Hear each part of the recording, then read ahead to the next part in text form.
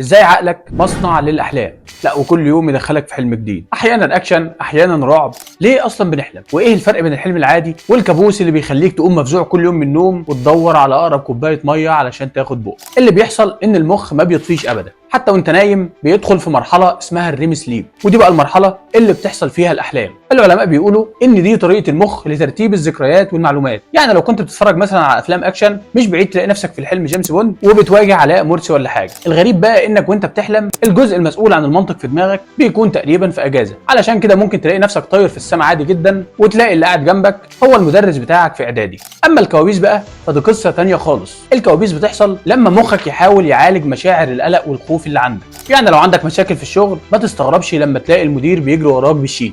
فالاحلام عالم غامض جدا، لكن هي جزء اساسي من حياه كل واحد فينا. قول لنا بقى في الكومنتات ايه اغرب حلم حلمته قبل كده علشان نضحك عليك شويه.